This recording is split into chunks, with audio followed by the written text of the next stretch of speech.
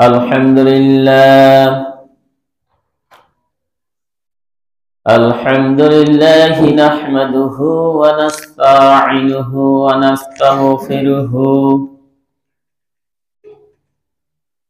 wa na'udzu billahi min sururi anfusina wa min sayyiati a'malina. من يهده الله فلا مضل له ومن يضلله فلا هادي له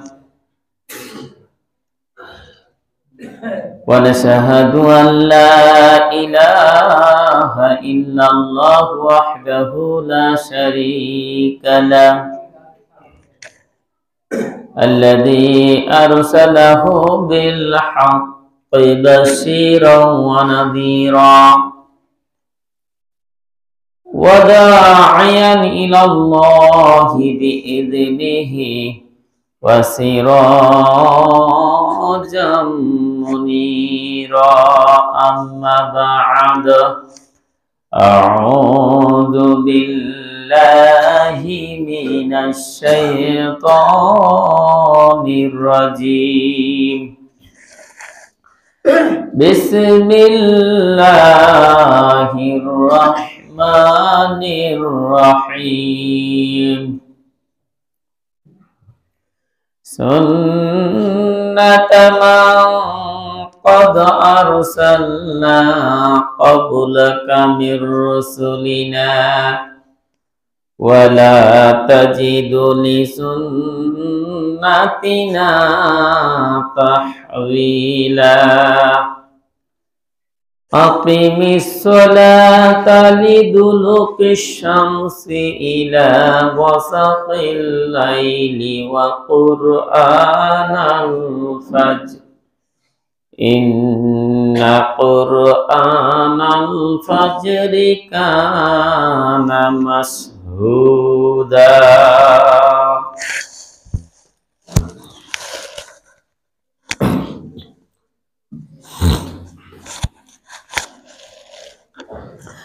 الحمد لله نحمده ونستعينه ونستغفره ونؤمن به ونتوكل عليه ونعوذ بالله من شرور أنفسنا ومن سيئات أعمالنا. من يهده الله فلا مضل له ومن يضلله فلا هادي له ونشهد أن لا إله إلا الله وحده لا شريك له الذي أرسله بالحق بشيرا ونذيرا. أما بعد، أعوذ بالله من الشيطان الرجيم. بسم الله الرحمن الرحيم. الذين إن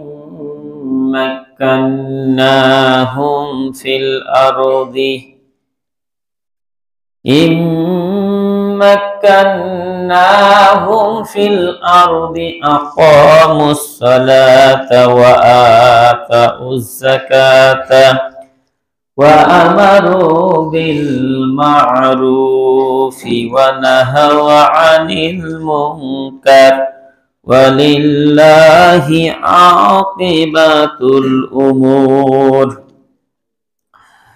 وعن ابن عمر رضي الله تعالى عنه قال قال رسول الله صلى الله عليه وسلم: لا إيمان لمن لا أمانة له ولا صلاة لمن لا طهور له ولا دين لمن لا صلاة له. إنما موضع الصلاة من الدين كموضع الرأس من الجسد. Rahul মুআজামুস সাগীর।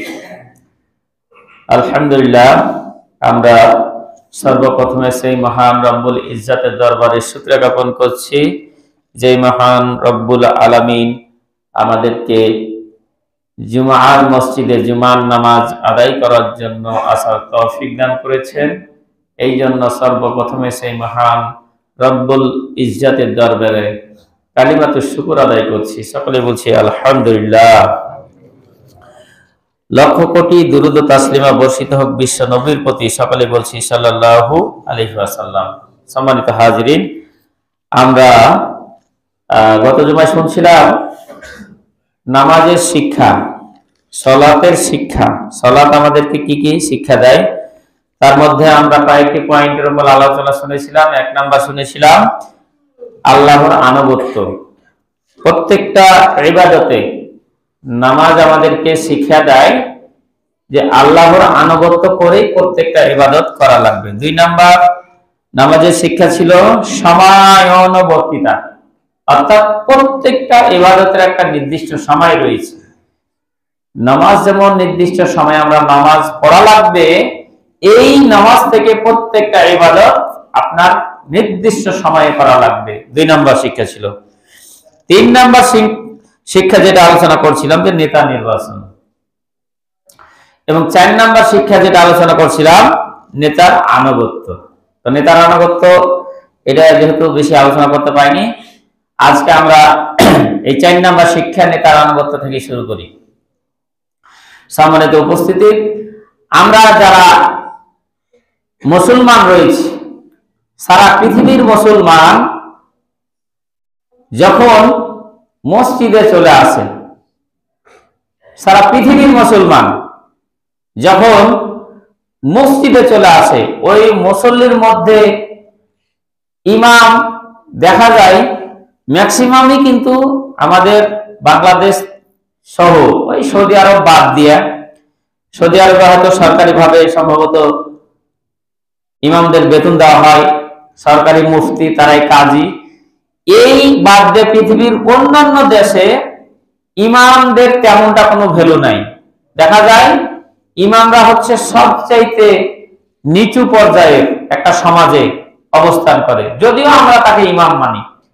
কিন্তু ইসলামী নিয়মে, ইসলামী আইনে, ইসলামী বিধানে মসজিদের মধ্যে ইমামের ওপরে মুসল্লি যদি চেয়ারম্যান হয়, মেম্বার হয়, রাষ্ট্রপতি হয়, প্রধানমন্ত্রী হয়, যে হোক না কেন, যখন মসজিদে ঢুকে যাবে, মসজিদে নামাজ পড়াবে ইমাম, ইমামের ওপর দিয়ে আর মুসল্লি আমার প্রধানমন্ত্রী হতে পারে, মুসল্লি আমার চেয়ারম্যান হতে পারে, গ্রামের সবচেয়ে ক্ষমতাশীল ব্যক্তি হতে পারে, কিন্তু যখন মসজিদে ঢুকে যাবে তখন দেখা যায় ইমাম যেভাবে নামাজ পড়ছে, ইমাম যদি ভুল করে 3 রাকাতে সালাম ফিরে দেয়, মুসল্লি যারা আমরা থাকি আমরাও সালাম ফিরি না?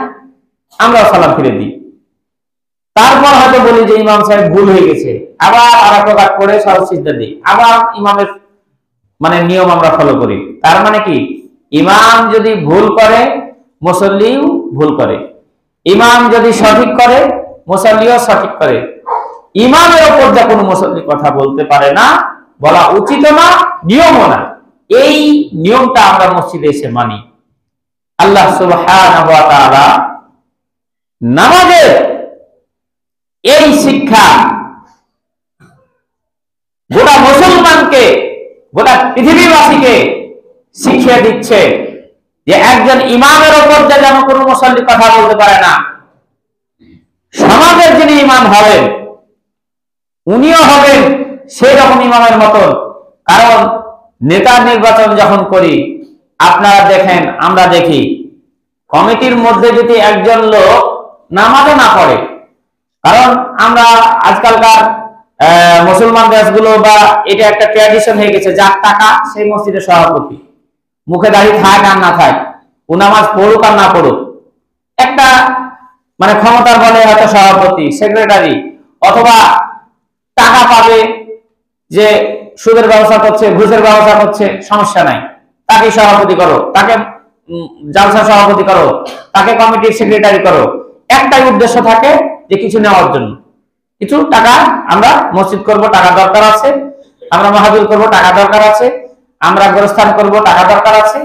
এই যে কিছু নেওয়ার জন্য দেখা গেল আমরা সমাজের মধ্যে, যদিও লোকটা খারাপ, সবাই জানি যে লোকটা সুদের সঙ্গে জড়িত, ঘুষের সঙ্গে জড়িত, অন্যায়ের সঙ্গে জড়িত, বিভিন্ন অপকর্মের সঙ্গে জড়িত, তারপর আমরা দেখা যায় তাকেই কমিটির মধ্যে রাখি, সভাপতি সেক্রেটারি, একটা পাওয়ারফুল পজিশনে তাকে রাখি, একটাই উদ্দেশ্য যে কিছু নেওয়ার জন্য। ওই রকম মুসল্লিও যদি ইমামের পিছনে নামাজ পড়তে আসে, ইমাম দেখা গেল তার সামনে কথা বলতে পারে না, বেতন ঠিক মতন চাইতে পারে না, একটা কথা বলতে পারে না যে যদি কথা বলি আমার চাকরি চলে যাবে, এই যে বিভিন্ন ভয়ে থাকে। তারপর ওই মুসল্লিও আপনার কি, যখন একজন নির্বাচন করে নেতা ইমাম, ওই রকম নিজে খারাপ, অথচ একজন ইমাম যখন মসজিদে নিয়োগ দেওয়া হয় 3 মাস 4 মাস, এক জুম্মা দেখলো আর একটা ইমাম দেখি, দ্বিতীয় জুম্মা দেখার পর বলছে না এটা মনোগত হলো না, আরো দেখি, এইরকম করতে করতে আপনি দেখবেন যে বর্তমানে প্রত্যেকটা মসজিদে একটা ইমাম নিয়োগ দিতে গিয়ে সর্বনিম্ন না হলে 3 থেকে 4 মাস সময় লাগে। যে ওই প্রথম জুমাতে যে খুতবা দিয়ে গিয়েছিল চাকরির জন্য, ও ভুলে যায় যে ওই জায়গাটা আমি ইমাম নিয়োগ দিয়েছিল, খবর তার চাকরি আদৌ হবে কি হবে না জানি না, তার চাকরি আদৌ হবে কি হবে সে নিজেও জানে না। কার কথা বলবো আমি, যেমন আপনাদের মধুপুরে চাকরি হবে কি হবে না এটা আমি একটা মাইনাসের খাতাতে লিখেছিলাম, জায়গায় ও কোনো খোঁজ খবর নাই, আর ওটা হবেও না, মানে এরকম একটা, আমি আমার ব্যক্তিগত কথা বলি। তাহলে এই যে একজন কমিটির লোক নিজে নামাজ পড়ে না, নিজে অপকর্মের সঙ্গে জড়িত, কিন্তু যখন তিনি ইমাম নিয়োগ দিতে যাচ্ছেন, ইমামের সর্বোচ্চ ভালো ইমামটা তিনি নিয়োগ দেওয়ার চেষ্টা করেন, যে ইমামের কণ্ঠ ভালো হতে হবে, ইমামের লেবাস ভালো হতে হবে, চেহারা সুরত ভালো হতে হবে, শিক্ষা ভালো হতে হবে, তার পরিবারে পর্দা আছে কি নাই, তার পরিবার ভালো কি ভালো না, সর্বোচ্চ যতটা ভালো যাচাই বাছাই করে কি করে নিয়ে যাওয়া যায় ততটুকু। সবার চাইতে 8-10টা ইমাম যদি খুতবা দেয়, ওই 8-10টা ইমামের মধ্যে কার শিক্ষাগত যোগ্যতা ভালো, কার ওয়াজ ভালো হলো, কার ব্যবহার ভালো, সব দিক দেখে যিনি ভালো, ওই খারাপ কমিটির লোকটাও ভালো ইমামকে নিয়োগ দেয়। কিন্তু এই ইমাম নিয়োগ দেওয়ার পর যখন সমাজের ইমাম যখন নিয়োগ দেওয়া হয়, মেম্বার থেকে শুরু করে চেয়ারম্যান, এমপি, মন্ত্রী, এই মসজিদের শিক্ষাটা কিন্তু বাইরে আর আমরা নিয়ে যাই না, মসজিদের শিক্ষাটা বাইরে আর আমরা নিয়ে যাই না। কিন্তু নামাজ আপনাকে শিক্ষা দিচ্ছে যে তুমি যেমন সর্বোচ্চ ভালো ইমাম তুমি নিয়োগ দিচ্ছ, এই শিক্ষাটা যদি বাইরে যতক্ষণ পর্যন্ত না নিয়ে যাবে তখন পর্যন্ত, এখন সারা পৃথিবীর মসজিদে আজকে দেখা গেল লক্ষ লক্ষ মসজিদে মুসল্লি নামাজ পড়বে, লক্ষ লক্ষ ইমাম আজকে খুতবা দিবে, এবং 5 ওয়াক্ত নামাজ লক্ষ লক্ষ মুসল্লি লক্ষ লক্ষ মসজিদে পড়ে। পৃথিবীর কোথাও কি শোনা গেছে যে মসজিদের মধ্যে আপনার মারপিট হয়, মসজিদের মধ্যে অশান্তি হয়? কোথাও শোনা যায় না। আমার ভাইয়েরা, ইমাম যারা নিয়োগ দেয় তারা কমসে কম হলেও জুমার নামাজ পড়ে, 5 ওয়াক্ত নামাজ কেউ কেউ পড়ে, নামাজ যদিও না পড়ে তারা একটু ভালো মন মানুষের লোকজন কমিটির মধ্যে থাকে, তারা চিন্তা করে এটা একটা পবিত্র জায়গা, মসজিদ একটা পবিত্র স্থান, এখানে যদি একজন সুদখোর ইমাম আমি নিয়োগ দিই আমার মুসল্লিরা মেনে নিবে না, গ্রামের লোকজন মেনে নিতে পারবে না, আমাদের গ্রামের দুর্নাম হয়ে যাবে। এই জন্য একজন সুদখোর ইমামকে নিয়োগ দেওয়া হয় না। যে ইমামকে নিয়োগ দেয় ওই ইমামের যদি দাড়ি কাটা থাকে পশ্চিম কালো তাকে ইমাম হিসাবে নিয়োগ দিবে না। যে ইমামকে নিয়োগ দেওয়া হয় ওই ইমাম যদি মাগিখোর হয়, ওই ইমাম যদি ক্যারেক্টারলেস হয়, চরিত্র খারাপ হয়, ওই ইমাম যতই শিক্ষিত হোক মসজিদের ইমামতি হিসাবে তাকে নিয়োগ দেওয়া হয় না। নামাজ আপনাকে আমাকে শিক্ষা দিচ্ছে এটাই, মসজিদের লোকেরা যেহেতু ভালো চায় এই জন্য তামাম বিশ্বের লক্ষ লক্ষ মসজিদে লক্ষ লক্ষ ইমাম নামাজ পড়ায়, লক্ষ লক্ষ মুসল্লি নামাজ পড়ে, কোনোদিন শোনা গেল না মসজিদের মধ্যে আওয়ামী লীগ বিএনপি গন্ডগোল করেছে, জামাত বিএনপি গন্ডগোল করেছে, বাইরে সবাই আপন আপন দল করে। যখন মসজিদের মধ্যে চলে আসলো তখন সবাই একাকার হয়ে গেল, সবাই একটাই পরিচয়, সবাই আল্লাহর বান্দা হয়ে গেল। ঠিক কিনা?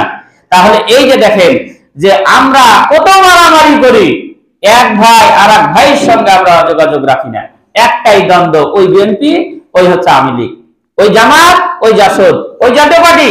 এভাবে কতটা দেখা যাবে যে আমরা ই করি, কতটা মানে আমরা মারামারি করি, গন্ডগোল করি, কিন্তু কথা বলা বলি করি না। কিন্তু ওই মুসল্লি, ওই ভাইয়ের ভাই গন্ডগোল করে, এত প্রাচীর রয়েছে, তারাই যখন মসজিদে চলে আসলো, পাশাপাশি যদি তারা মুসল্লি হয় আর ওখানে রাগঢাল করে না, পাশাপাশি তারা সেটে সেটে তারা দাঁড়িয়ে গেল, কাঁধে কাঁধ মিলিয়ে পায়ে পা মিলিয়ে তারা দাঁড়িয়ে গেল। তার মানে কি? তারা চিন্তা ভাবনা করলো, সব দুনিয়ার ঝগড়া ফাসাদ হিংসা বিবাদ ভুলে গিয়ে মসজিদে এসে একাকার হয়ে গেল। প্রধানমন্ত্রী যদি দাঁড়ায়, ওই প্রধানমন্ত্রীর পাশে যদি একজন ফকির মুসল্লি থাকে, প্রধানমন্ত্রী আর সিকিউরিটির প্রয়োজন পড়ে না, সে চিন্তা ভাবনা করে না যে আমি একজন প্রধানমন্ত্রী, আমার পায়ের সঙ্গে কেমন পা মিলাবে একজন ফকির, পায়ের সঙ্গে পা মিলাবে কেমন আমার একজন বিরোধী দলের নেতা। তখন কিন্তু তারা আর এটা করে না, তারা একটাই চিন্তা ভাবনা করে, এখানে আমরা সবাই আল্লাহর বান্দা, এখানে আল্লাহর কথা চলবে, আল্লাহর আইন চলবে, আল্লাহর বান্দা হিসাবে আল্লাহর আইন পালন করার জন্য আজকে আমরা সবাই একাকার হয়ে গিয়েছি। এটাই কিন্তু সবাই বিশ্বাস করে, এটাই কিন্তু হয়ে থাকে। আল্লাহ রাব্বুল আলামিন নামাজ থেকে এটাই আপনাকে শিক্ষা দিচ্ছে যে যতক্ষণ পর্যন্ত এই যে নেতা নির্বাচনের ক্ষেত্রে আপনি ইমামকে যেমন প্রায়োরিটি দিচ্ছেন, ভালো মানুষটাকে সব চাইতে, এই ভালো মানুষটা যতক্ষণ পর্যন্ত সমাজে না আসবে, এই কমিটির লোকগুলা যেমন ভালো, মসজিদের কমিটির লোকগুলা সবচাইতে যেমন ভালো লোকটাকে আপনারা আমরা নির্বাচন করি, এই ভালো লোকটা যখন সমাজের কমিটি যতক্ষণ পর্যন্ত নির্বাচন না হবে ততক্ষণ পর্যন্ত সমাজটা পরিবর্তন হবে না, ততক্ষণ পর্যন্ত ওই ইউনিয়নটা পরিবর্তন হবে না, ততক্ষণ পর্যন্ত আপনার ওই এমপির এলাকাটা পরিবর্তন হবে না। যার জন্য আজকে এত মারামারি, এত খুনাখুনি, এত মানে গুম লুটতারাজ ধর্ষণ চুরি ডাকাতি যত রকমের অপকর্ম আজকে আমাদের সমাজে হচ্ছে, কিন্তু মসজিদে হচ্ছে না। অনেক মসজিদ রয়েছে, এই যে আপনার এই গ্রামের মসজিদের কথাই যদি বলি, এক একটা ফ্যানের দাম কত, এই মাইকের মেশিনের দাম কত, এই ব্যাটারির দাম কত, আপনার হ্যান্ডেলের দাম কত, কত দামি দামি জিনিস রয়েছে। অথচ এমনও চোর বাটপার রয়েছে 2 টাকা 5 টাকার জন্য নেশা যারা করে, যারা হিরোইন খায়, ইয়াবা খায়, বিড়ি সিগারেট খায়, টাকা থাকে না, বউকে মারছে। কিছুদিন আগে আপনার এই যে কালকেই তো ফেসবুকে দেখলাম যে মা দেখা গেল যে এই ছেলে মানুষ করতে পারেনি, নেশা করে, মাকে মারে, টাকা নেয়, অতিষ্ঠ হয়ে আপনার মা আপনার ফাঁসি দিয়েছে, ফাঁসি দিয়ে কবর দিয়েছে, আবার ছেলে কবর থেকে তুলে নিয়েছে, আবার বাড়িতে তাকে ল্যাব বেঁধে লেখে। মানে এত নেশাখোর, এত অন্যায় করছে মেয়ের সঙ্গে। তার মানে কি ওই নেশাখোর ওর মা যে মরে গিয়ে কবরে বাঁধিয়েছে, ও টাকার জন্য কবর থেকে তুলে এসেছে যে টাকা দে আমাকে, মানে ওর সেন্স কোথায় গেছে? তো ওই রকম যারা ছেঁচড়া নেশাখোর, ওই রকম লোক কি নাই? তারা কি জানে না যে মধুপুরের লোক দিনমানে মসজিদটা খোলা রাখে, এখানে তালাই মারা হয় না, এতগুলো ফ্যান, এতগুলো আপনার মানে সম্পদ সবসময় খোলা থাকে। তাহলে ওই আমি মানুষের 10 টাকা 5 টাকা পকেট না মেরে এক একটা ফ্যান যদি একদিন বিক্রি করি কত টাকা পাবো? জানে নাকি? জানে, ছেলেরাও জানে, সবাই জানে, কিন্তু এই জায়গাটাকে সবাই সম্মান করে। এই জায়গাটাকে হ্যাঁ শহর বাজারে হয়, ওই জন্য তারা গ্রিলে তালা মেরে রাখে। তো প্রিয় ভাইরা আমার, তাহলে বোঝা গেল যে নামাজের যে শিক্ষাটা পেলাম, যে যতক্ষণ পর্যন্ত এই মসজিদের শিক্ষাটা, নেতা নির্বাচনের শিক্ষাটা বাইরে পর্যন্ত না যাব, কমিটি নির্বাচনের শিক্ষাটা বাইরে না নিতে পারবো, ততক্ষণ পর্যন্ত আপনার অশান্তি থাকবে। মক্কার বুকে যখন বিশ্বনবী এইভাবে এই কথাগুলো যখন বলতেন, তখন আবু জাহেল কিন্তু সহ্য করতে পারেনি। বিশ্বনবী যখন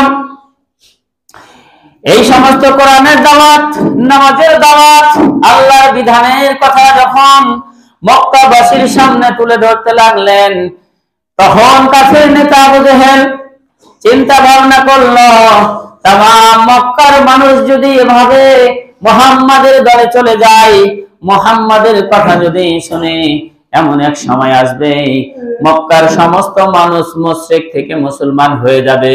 মুসলমান যদি হয়ে যায়, তারা চুরি করবে না, তারা ডাকাতি করবে না, তারা সুদ খাবে না, তারা ঘুষ খাবে না, তারা অন্যায় কাজ করবে না। তখন আমি আর নেতৃত্ব দিতে পারবো না, কারণ ভালো মানুষ মক্কার মধ্যে একটাই আছে, সেটা হচ্ছে বিশ্বনবী হযরত মুহাম্মদ সাল্লাল্লাহু আলাইহি ওয়াসাল্লাম, যিনি 40 বছর পর্যন্ত একটা মিথ্যা কথা বলেননি। ওহী আসেনি, তাও তিনি 40 বছর পর্যন্ত একটা মিথ্যা কথা বলেননি। তিনি আল আমিন আর সাদিক এইরকম উপাধি ওই কাফেররাই দিয়েছে। আবু জেহেলের দল করে, আবু জেহেলকে নেতা মানে, আবু জেহেল প্রেসিডেন্ট, অথচ তার কর্মীরা সম্পদ আমানত রাখত বিশ্বনবীর কাছে। তাহলে এই রকম একজন নেতার পক্ষে যদি সবাই চলে যায়, তাহলে আমাকে নেতা মানবে না। এই যে নেতৃত্ব হারিয়ে যাবে, এই জন্য সে হুলিয়া জারি করে দিল, 144 জারি করে দিল। وقال الذين كفروا لا تسمعوا لهذا القرآن والغوا فيه لعلكم تغلبون। ওই কাফেরের নেতা আবু জেহেল হুলিয়া জারি করে দিল, সমন জারি করে দিল, ঘোষণাপত্র জারি করে দিল, মক্কার জমিনে বিশ্বনবী যেন কোন জায়গায় কোরআনের তেলাওয়াত না করতে পারে, মানুষকে যেন কোরআনের দাওয়াত না দিতে পারে। এভাবে মোড়ে মোড়ে জায়গায় জায়গায় সে সরকারি লোক বসায় দিল। বিশ্বনবী যেদিকে যেত, তার চাচা আবু লাহাব পিছে পিছে যেত, মানুষদেরকে বলতো এই একটা পাগল, একটা জাদুকর, একটা গণক, তোমরা একে চিনো না, এ হচ্ছে আমার নিজের ভাতিজা, এই ইয়াতিম ছেলে, ইয়াতিম বলে আমরা তাকে অনেক সম্মান করতাম, অনেক আদর করতাম। আবু লাহাব 2 ছেলের বিয়ে দিয়েছিল বিশ্বনবীর 2 মেয়ের সঙ্গে। যখন নবী কোরআনের দাওয়াত দিতে লাগলো, ওই সময় আবু লাহাব তার 2 ছেলে তালাক দিয়ে বিশ্বনবীর 2 কন্যাকে বাড়ি পাঠিয়ে দিল এবং অনেক কষ্ট দিতে লাগলো। সব জায়গায় আবু লাহাব বিশ্বনবীকে মানে ব্যারিকেড দিতে লাগলো, মানুষদের কাছে গিয়ে এত কুৎসা রটনা করতে লাগলো যে পৃথিবীর বুকে এই সবচাইতে খারাপ। 40 বছর পর্যন্ত কিন্তু কিছু বলেনি, কোরআনের দাওয়াত যখন দেয়নি তখন পর্যন্ত সবার কাছে ভালো, সবার কাছে আল আমিন, সবার কাছে আপনার কি আসাদিক বিশ্বাসী হিসাবে পরিচিত ছিল। যখনই কোরআনের দাওয়াত দিতে লাগলো, আল্লাহর ওহী যখন আসলো, তখন হয়ে গেল খারাপ, তখন হয়ে গেল রাজাকার, তখন হয়ে গেল দেশদ্রোহী।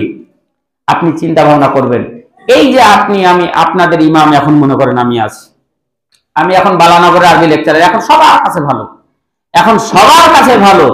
যদি সামনে ইলেকশনই হোক, তো বলে যে আমি মোহনপুর কাছারি ইউনিয়ন থেকে চেয়ারম্যানে দাঁড়াবো, তখন দেখবেন যে আপনারা আমাকে ইমাম রাখবেন না। তখন যত দুর্নাম, যত বদনাম, তখন দেখা গেল যে আমার বিরুদ্ধে হতে থাকবে। কেন? বলে যে ইমাম ছিল, ভালো ছিল, ও চাকরি করছিল, ও ভালো ছিল, ও তাহলে চেয়ারম্যান হতে আসবে। তখন দেখা গেল বিরোধী দল যারা থাকবে এমন কুৎসা, মনে হবে যে বোধহয় বিশ্বের সবচেয়ে খারাপ ইমামটার মধ্যে বলে দিয়েছিল। এইরকম মানে বর্তমানের সিচুয়েশন, যে ও ইমামতি করবে, ও ইমামতি করে খাবে, ও মাদ্রাসায় চাকরি করছে, ও মাদ্রাসায় চাকরি করে খাবে, ওখানে আসবে চেয়ারম্যানিতে, ওখানে আসবে মেম্বারিতে। কিন্তু বিশ্বনবী যখন 40 বছর পর্যন্ত এইরকম ইমামতি করছে, এইরকম যখন ভালো ভালো হিলফুল ফুজুল করে সমাজকে পরিবর্তন করার চেষ্টা করছে, তখন সবার কাছে ভালো ছিল, তখন সবার কাছে ভালো ছিল, নতুন নতুন কথা বলতো না। ওহী যেহেতু আসেনি, আল্লাহ যখন ওহী নাযিল করে বললে কুলু লা ইলাহা ইল্লাল্লাহ, সমস্ত মানুষদেরকে বলো যে আল্লাহ ছাড়া কোনো আর ইলাহা চলবে না। কিসের আবু জেহেল, কিসের উতবা সাইবা আবু লাহাব, সব বাদ, এখন এক আল্লাহর ইবাদত করতে হবে। সবাই আমরা তার গোলাম, সবাই আমরা তার বান্দা। এখন রব হিসাবে আমাদেরকে একমাত্র আল্লাহকে মানতে হবে, তাছাড়া কোনো ইলাহ মানা যাবে না। এই যে যখন দাওয়াত দিতে লাগলো, শুরু হয়ে গেল শয়তানি, তখন যত রকমের শয়তানি। কিন্তু বিশ্বনবী জীবনে একটা মিথ্যা কথা বলেন, একটা ক্যারেক্টার লেস ছিলেন না। প্রত্যেক নবী রাসূলকে আল্লাহ রাব্বুল আলামিন এই কারণে মানে আপনার কি বলে, ওই সোনাকে যখন নিয়ে আসে তখন ওকে পুড়িয়ে আসল যেটা সোনা সেটা কিন্তু স্বর্ণকারেরা নিয়ে আসে, আর যেটা খাদ ওটা কিন্তু গলিয়ে ফেলে দেয়। মানে পুড়িয়ে ছায়ের মান দেখা যায়, অনেক সময় সোনা পাওয়া যায়, ওই ছায়ের মান থেকে, ছায়ের ভিতর থেকে, ময়লা আবর্জনার ভিতর থেকে সবকে আগুনে পুড়িয়ে পিওর যেটা সোনা সেটাকে কিন্তু স্বর্ণকরণা নিয়ে চলে আসে।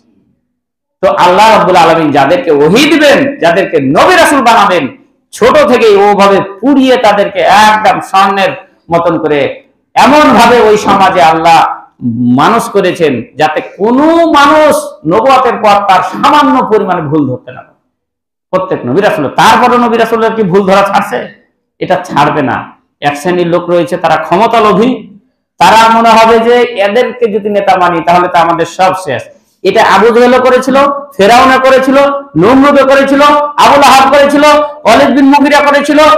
এই ক্যাটাগরির লোক কিয়ামত পর্যন্ত থাকবে। আর বিশ্ব নবী ইব্রাহিম আলাইহিস সালাম, মুসা আলাইহিস সালামের যুগের যে অনুসারী যারা, এই ক্যাটাগরির লোক কিয়ামত পর্যন্ত থাকবে। এই ক্যাটাগরির লোককে দোষ দিবে, তাদেরকে হামলা করবে, মামলা দিবে, আপনার কত জেল জুলুম করবে এই আবু জেহেল ক্যাটাগরির লোকগুলো। তো এইটা চিন্তা ভাবনা করে লাভ নাই। ডিসিশন নিতে হবে আপনাকে আমাকে। মসজিদে যেহেতু আপনি একজন ভালো নেতা নির্বাচন করছেন, আপনাকে আমাকে সমাজও সেই নেতা নির্বাচন করতে হবে। এটা হচ্ছে নামাজের আরেকটা শিক্ষা। প্রিয় ভাইরা, তারপর আরেকটা নেতার আনুগত্য, যেটা তো বলছিলাম যে নেতার আনুগত্য এভাবেই করতে হবে যে ইমামের সামনে আসার পর যেমন একজন মন্ত্রী, রাষ্ট্রপতি, কেউ যেমন মুসল্লি হিসাবে দাঁড়ার পর কোনো কথা বলে না। আল্লাহ যেভাবে শিক্ষা দিয়েছেন, নামাজে ভুল হয়েছে সুবহানাল্লাহ বলো, নামাজে ভুল হয়েছে আল্লাহু আকবার বলো, এর বেশি আর কথা বলা যাবে না। এর বাইরে যদি কথা বলেন হাযা বাতিলুন হাযা বাতিলুন হাযা বাতিলুন, নামাজ শুদ্ধ হবে না, শুদ্ধ হবে না, শুদ্ধ হবে না, এটাই হচ্ছে নিয়ম। এটা শুদ্ধ নিয়ম। যদি না জানেন, জেনে নেন যে সুবহানাল্লাহ বলেন, সুবহানাল্লাহ বলেন, নামাজে ভুলে গেছে আল্লাহু আকবার বলেন। এই দুইটা আপনার নামাজে ভুল ধরে রাখার জন্য। আর মহিলাদের নামাজ ভুল হয়েছে, হাতে তাবড়ি বাজাবে, হাতে আপনার কি করবে, তালি বাজাবে, তাহলে বুঝে নেবে ইমাম যে নামাজ আমার ভুল হয়েছে। এই তো এই তিনটা পদ্ধতি, এই তিন পদ্ধতির বাইরে যদি ওই এক ইমাম দাঁড়িয়েছে, সবাই মুসল্লি এতটা মানে অজ্ঞ যা দুনিয়ার কেউ নাই। এমন আছে না, জিন্দগিতে মক্তব যায়নি, মানে ও লেখাপড়া কিচ্ছু শিখেনি, জিন্দগিতে মসজিদে পাই দেয়নি, এমন মুসল্লি, সবাই মানে মূর্খ যাকে বলা হয়। তো আপনার ইমামের সূরা ফাতিহাতে ভুল হয়েছে, মানে ভুল তো হয়নি, একটু থামিয়েছে, ইমামও সেরকম মূর্খ, জানে না অতটা। এখন ভুল হয়ে গেছে, তখন একজন কাছে হুজুর ভুল হয়ে গেল, হুজুর ভুল হয়ে গেল। মুসল্লি আছে কয়টা? তিনটে। তখন বললো যে হুজুর ভুল হয়ে গেল। আর একজনা বলছে যে এই নামাজের মধ্যে কথা বলতে হয় জানি না, কয়জনা? তাহলে কথা বলা হলো কয়জনের? দুইজনের। আর একজন বলছে যে এই লাগিতে আমি কথা বলিনি। তাহলে তিন মুসল্লি কি হলো? তিনটাই কথা বলা হয়ে গেল না? তাহলে ও নিজেও জানে না যে ভুলটা কিভাবে ধরে দিতে হয়, কিভাবে ভুল দিতে হয়। ইমাম তেমন বলছে যে কোন জায়গায় ভুল হলো, কোন জায়গায় ভুল হলো। তাহলে মুসল্লি যেরকম, ইমাম সেরকম। এইরকম ক্যাটাগরির যদি থাকি, সেটা তো জানবে না যে নামাজের মধ্যে ভুল ধরিয়ে দিতে হয় কিভাবে। আর ভুল হয়ে গেলে আবার ওই ভুলটাকে সংশোধন কিভাবে করতে হয়, নেতাও যদি না জানে, সেটা তো সবই সমস্যা। এই জন্য সর্বপ্রথম যেটা হচ্ছে নেতার আনুগত্য হবে। আর নেতা তো যেহেতু আমরা যোগ্য নেতা, সবাই চেষ্টা করি সর্বোচ্চ নিয়োগ দেওয়ার। তাহলে আপনার 5 নাম্বার শিক্ষা গেল নেতার আনুগত্য। এই নেতা যতক্ষণ পর্যন্ত নেতার আনুগত্য না করতে পারবেন, মসজিদে যেমন আমি যেমন এখন খুতবা দিচ্ছি, এখন যদি সবাই বিশৃঙ্খলা করেন, তাহলে মসজিদে জুমার পরিবেশটা কিন্তু নষ্ট হয়ে যাবে, জুমার নামাজটা কবুল হবে না, কবুল হবে না, মসজিদের পরিবেশ ঠিক থাকবে না, বিশৃঙ্খল হয়ে যাবে। অথচ আমরা এখানে আওয়ামী লীগ আছি, বিএনপি আছি, জামাত আছি, জাসদ আছি, বাসদ আছি, জাতীয় পার্টি আছি, সব দলের কিন্তু এখানে কর্মী আছি আমরা। অথচ সবাই এখন দেখা গেল একজনের কথা শুনছি, সেটা হচ্ছে আমার ইমাম সাহেবের। এই পরিবেশটা আমরা বজায় রেখেছি, এই জন্য মসজিদের পরিবেশটা ঠিক আছে। আল্লাহ রাব্বুল আলামিন বলছে এই পরিবেশটা যেতে হবে বাইরে। এই পরিবেশটা, এই যে নেতা, যেমন আপনারা সবাই এখন একজন লোকের কথা শুনছেন, এই নেতার আনুগত্য আপনাকে বাইরে নিয়ে যেতে হবে, নিজের দলের মধ্যে নিয়ে যেতে হবে। আপনাকে যে নমিনেশন দিলেন আর আরেকজনকে যে দিলেন না, তার লেগে আপনারা গাড়ি পোড়াতে শুরু করলেন, এটা কিন্তু নেতার আনুগত্য নয়। নেতার আনুগত্য একজন কালো হাবশিকে, যদি বিশ্বনবী বলছেন একজন কালো হাবশিকে যদি নেতা নির্বাচন করা হয়, আর সেই নেতা যদি কোরআন এবং হাদিসের পক্ষে কথা বলে, কোরআন এবং হাদিসের মানে অনুসারে আপনাকে ডাকে, আপনাকে ওই নেতার আনুগত্য করা, যেমন নামাজ ফরজ, যেমন যাকাত দেওয়া ফরজ, ওই নেতার আনুগত্য তো এরকম ফরজ। ওয়াকানা মাইয়া ফিল জান্নাহ, বিশ্বনবী বলছেন ওই রকম নেতার যদি আনুগত্য কেউ করে সে যেন আমার আনুগত্য করলো, আর এই কর্মী আর আমি জান্নাতে একসঙ্গে থাকবো। তাহলে আমরা কি আজকে এরকম করছি?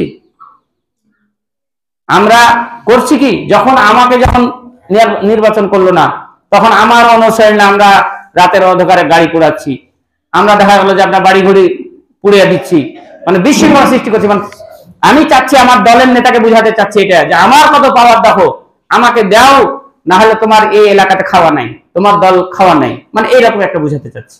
সম্মানিত উপস্থিতি, তাহলে বুঝতে পারা হবে যে নামাজ আপনাকে আমাকে শিক্ষা দিচ্ছে, 6 নম্বর শিক্ষা, যে নেতার আনুগত্য করতে হবে। তারপর আরেকটা শিক্ষা হচ্ছে যে ধৈর্য শিক্ষা। তার আগে আরেকটা বলি, সেটা হচ্ছে শৃঙ্খলাবোধ শিক্ষা। নামাজ আপনাকে কি শেখায়? শৃঙ্খলাবোধ শিখায়। বিশ্বনবী বলছেন আকিমু সুফুফাকুম, সুফুফাকুম, অনেক হাদিস রয়েছে। বিশ্বনবী বলেন নামাজ শুরু হওয়ার আগে নামাজের কাতার সোজা করা নামাজের একটা অংশ। কেউ যদি সালাতে দাঁড়ালো অথচ কাতার সোজা করলো না, বিশ্বনবী বলেন কিয়ামতের ময়দানে আল্লাহ পাক যে ব্যক্তির জন্য কাতারটা সোজা হবে না, ওই ব্যক্তির ঘাটটাকে টেঢ়া করে তার কিয়ামতের ময়দানে উঠানো হবে। অর্থাৎ যার জন্য কাতারটা সোজা হবে না, যার জন্য কাতারটা কি হবে না, সোজা হবে না, এই ব্যক্তির ঘাটটাকে টেঢ়া করে কিয়ামতের দিন আল্লাহ পাক গাধার শুরুতে উঠানো হবে। এই জন্য তো আমরা বলি যে কাতার সোজা করুন, কাঁধে কাঁধ মিলান, পায়ে পা মিলান, সুফু সুফুফাকুম ফাইন্নি আরাকুম মিন ওরাইকুম। এলা হাদিসের ভাষা, যে তোমরা কাতার সোজা করো, কেননা আমি বিশ্বনবী সামনে থেকে দেখতে পাই কে সোজা আছো আর কে বেঁকা আছো। এই জন্য এই যে পায়ের যে কুঁড়া আঙ্গুলটা রয়েছে, এই কুঁড়া আঙ্গুলে সবাই ঠেকাবেন এবং পাটাকে এইভাবে রাখবেন, পশ্চিমমুখা রাখবেন। সবাই, ছোট বাচ্চা ওই কুঁড়া আঙ্গুলে ঠেকাবে, বড় মানুষও কুঁড়া আঙ্গুলে ঠেকাবে। আপনার এইখানে এই গিরাতে ঠেকাতে যায় না, গিরাতে ঠেকলে দেখা গেল যে কাতারটা সোজা হবে না। এই জন্য এই যে সোজা, এখানে যদি 19 কোটি মুসলমানের যদি এখন আমি ইমাম হয়ে যাই, আর গোটা মাঠ যদি এভাবে সবাই যদি 19 কোটি মুসলমানে দাঁড়িয়ে যায় এক ইমামের পিছে, 19 কোটি মুসলমান, 19 কোটি যদি কাতার হয়, 19 কোটি কাতারই যদি একটা লোকের জন্য কাতার বেঁকা থাকে, ওই একটা লোকই কাল কিয়ামতের মাঠে গাধা শুরুতে তাকে উঠানো হবে। তার মানে কি, নামাজের একটা শিক্ষা যে যতই মুসল্লি হোক, ইমাম যদি একটাই হোক, তাহলে আপনাকে অবশ্যই কাতার সোজা করতে হবে, শৃঙ্খলা বজায় রাখতে হবে। কারণ শৃঙ্খলা হচ্ছে নামাজ আপনাকে শিক্ষা দেয়। এই শৃঙ্খলা যতক্ষণ পর্যন্ত আপনি সমাজে না নিয়ে আসতে পারবেন, বাড়িতে না নিয়ে আসতে পারবেন, ইউনিয়নে না নিয়ে আসতে পারবেন, ততক্ষণ পর্যন্ত কিন্তু আপনার সমাজ, ইউনিয়ন, পরিবার কিচ্ছু শান্তি আসবে না। মসজিদে কি কখনো হয় এই কাতারকে দাঁড়ালিয়ে? এখন দেখা গেল যে এখানে মনে করেন একজন মুয়াজ্জিনের ছেলে দাঁড়িয়ে আছে, ওই 3 নম্বর কাতারে একজন প্রেসিডেন্টের ছেলে দাঁড়িয়ে আছে, একজন মন্ত্রী দাঁড়িয়ে আছে। সে যদি এসে বলে দাদা এখানে তো দেখা গেল যে তোর স্থান নাই, ওখানে দাঁড়িয়ে থাকবে প্রধানমন্ত্রী আর এখানে থাকবে মুয়াজ্জিনের ছেলে, তো সাহস কত ওকে সেটেলে? এরকম কেউ কি বলে? ও পিছনে আছে, পিছনে দাঁড়াবে। কারণ এটা হচ্ছে মসজিদের একটা শিক্ষা, নামাজের একটা শিক্ষা, যে শৃঙ্খলাবোধ মেনে রাখতে হবে। সম্মানিত উপস্থিতি, তাহলে বোঝা গেল যে নামাজের শিক্ষা যতক্ষণ পর্যন্ত বাইরে আমরা শৃঙ্খলা না নিয়ে আসতে পারবো প্রত্যেকটা কাজে, ওই কাজ কখনো সাকসেস হবে না। তারপর আরেকটা শিক্ষা হচ্ছে যে আপনার ধৈর্য ধারণ করা শিক্ষা।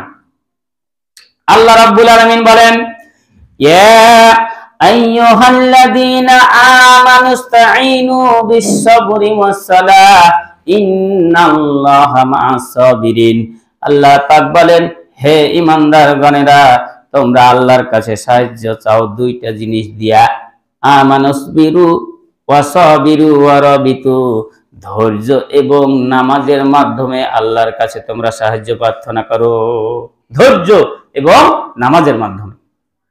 তাহলে এই যে নামাজে আপনাকে ধৈর্য শিখায়, ইমাম সাহেব দেখা গেল আপনার যখন তারাবির নামাজ পড়ে, নামাজের যদি হক আদায় করে 1 ঘন্টা 2 ঘন্টা ধরে নামাজ চলে, 1 ঘন্টা 2 ঘন্টা ধরে কি করে নামাজ চলে। এই যে খুতবা, সবাই আমরা কিং পতং সাইলেন্ট, এখানে কোনো আওয়াজ নাই, কোনো আওয়াজ নাই, ধৈর্য সহকারে ওই যে এসেছি, কেউ 10 মিনিট আগে, কেউ 20 মিনিট আগে, কেউ শুরুতে, তখন থেকে এখন পর্যন্ত ধৈর্য নিয়ে আমরা কিন্তু কি করছি, বসে আছি।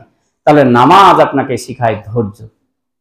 এই ধৈর্যটা প্রত্যেকটা কাজে আপনাকে করতে হবে। লেখাপড়া করছেন, ধৈর্য নিয়ে পড়েন। আপনি চাকরি শুরু করছেন, ধৈর্য নিয়ে করেন। আপনি ব্যবসা শুরু করেছেন, নামাজের কাছ থেকে শিক্ষা নিয়ে প্রত্যেকটা কাজে ধৈর্য সহ করেন। দেখবেন নামাজে যেমন আপনি সাকসেসফুল হবে, আল্লাহ পাক ওই ব্যবসা, ওই প্রত্যেকটা কাজে আপনার সাকসেস দান করবেন। এই জন্য পেশেন্ট ইজ দ্য কি অফ সাকসেস বলা হয়েছে, যে ধৈর্যটাই হচ্ছে সফলতার চাবিকাঠি।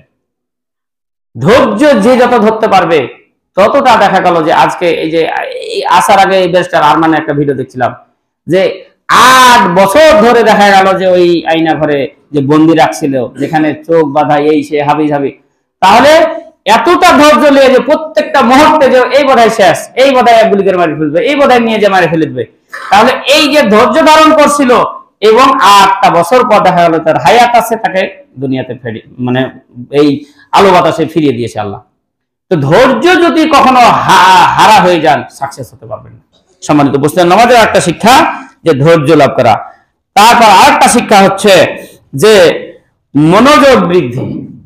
নামাজে যেমন আপনি মনোযোগ সহকারে সূরা পড়েন, কিরাত পড়েন, দেখেন না এত মনোযোগ সে পড়ার চেষ্টা করি, শয়তান তারপর আইসা নামাজের মধ্যে যত বাইরের চিন্তা নিয়ে আসে।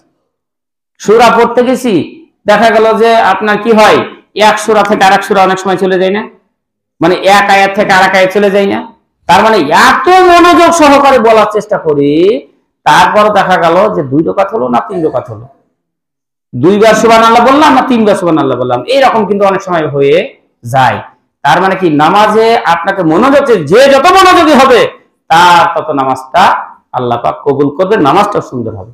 তাই নামাজ আরেকটা শিক্ষা দিচ্ছে যে মনোযোগ হতে হবে প্রত্যেকটা কাজে। এখান থেকে শিক্ষা না, প্রত্যেকটা কাজে মনোযোগ সহ করতে হবে। তারপর আরেকটা শিক্ষা হচ্ছে পরিষ্কার পরিচ্ছন্নতা। আর তুহুরু শাতরুল ঈমান বলা হয়েছে, পরিষ্কার পরিচ্ছন্নতা ঈমানের অঙ্গ।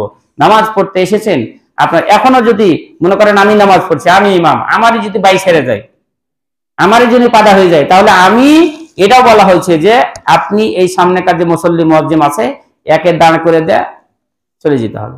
মুসল্লির বাই সেরে গেছে, সে ছেড়ে চলে যেতে হবে। তার মানে কি, আপনি বাই সারার আগ পর্যন্ত পবিত্র ছিলেন, কিন্তু যেমনি আপনার বাই সেরে গেছে, তখন আর আপনি অপবিত্র হয়ে গেছেন। এখন আর আপনার ওই 1 রাকাত, 4 রাকাতের মধ্যে 3 রাকাত মনে করেন যে আপনার নামাজ হয়েছে, 4 রাকাতের বেলাতে আপনার পাদা হয়ে গেছে, আপনার মনে করেন যে বাই সেরে গেছে, কি করবেন? এখন তো আপনার উযু নাই, পবিত্র নাই।